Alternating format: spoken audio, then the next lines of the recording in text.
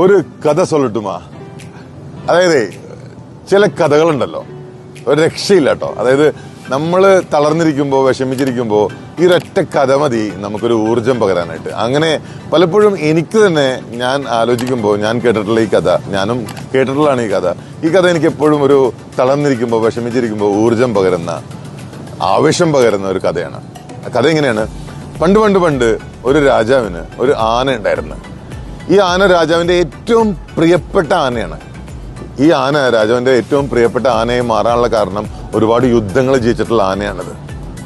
പക്ഷെ ആനയ്ക്കിപ്പോൾ പ്രായമായി. ആന തന്റെ പ്രവൃത്തിയിൽ നിന്നൊക്കെ റിട്ടയർ ആയിട്ട് സ്വസ്ഥ ജീവിതം നയിക്കുകയാണ്. ആന ഫ്രീ ആയി. ആനക്കിപ്പോൾ പ്രത്യേകിച്ച് യുദ്ധത്തിനൊന്നും പോകേണ്ട ആവശ്യമില്ല.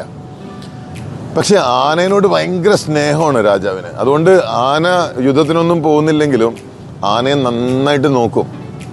ഒരു ദിവസം രാജാവ് സ്ഥലത്തില്ലാത്ത സമയത്ത് എന്തോ ഒരു ചെറിയ അശ്രദ്ധ കുറവുകൊണ്ട് ആന അങ്ങോട്ട് മിസ്സായി. അങ്ങനെ ഒരുപാട് തെരഞ്ഞു കഴിഞ്ഞപ്പോഴാണ് ആന അവിടെ ഒരു ബീച്ചില്, കായലിന്റെ തീരത്ത് ചെളിയിൽ പൂണ്ടിങ്ങനെ നിൽക്കുകയാണ് ആന. ഇത് രാജാവ് പറഞ്ഞു കഴിഞ്ഞാൽ അറിയാം, അവരെ കൊന്നളി. കാരണം രാജാവിന്റെ ജീവനാണ്, പ്രാണനാണ് ഈ ആന.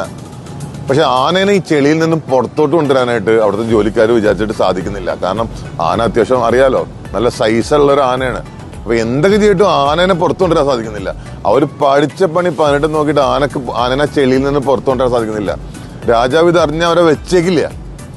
അങ്ങനെ അവരാകെ ഇങ്ങനെ വിഷമിച്ചിരിക്കുകയാണ്. ആനയാണിങ്ങനെ ചെളിയിൽ പൂണ്ടിട്ടിരിക്കുകയാണ്. അപ്പോഴാണ് ഒരു വളരെ സീനിയർ ആയിട്ടുള്ള ഒരു മന്ത്രി ആ വഴി കടന്നു പോകുന്നത്. അപ്പോ ഈ അവസ്ഥ കാണുകയാണ് മന്ത്രി. ആന ഇങ്ങനെ ചെളിയിൽ പൂണ്ടിട്ട് നിൽക്കുന്നത്. എന്ത് ചെയ്തിട്ടും ആനനെ പുറത്തു കൊണ്ടുവരാൻ സാധിക്കുന്നില്ല. അപ്പോഴാണ് മന്ത്രി പറയുന്നത്, നിങ്ങളൊരു കാര്യം ചെയ്യൂ, യുദ്ധത്തിന് ഈ കാഹളം മുഴക്കുന്ന ആൾക്കാരുണ്ട്.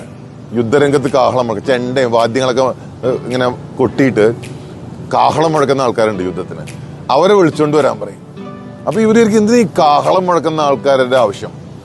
പക്ഷെ അവർ മന്ത്രി പറഞ്ഞാലെന്ന് വെച്ചിട്ട് കാഹളം മുഴക്കുന്ന ആൾക്കാരെ കൊണ്ടുവരും. അങ്ങനെ ഇവര് ഈ ആനയുടെ അടുത്തിരുന്നിട്ട് എങ്ങനെയാണോ യുദ്ധത്തിന് കാഹളം മുഴക്കുന്നത് അതുപോലെ കാഹളം മുഴക്കാൻ തുടങ്ങി.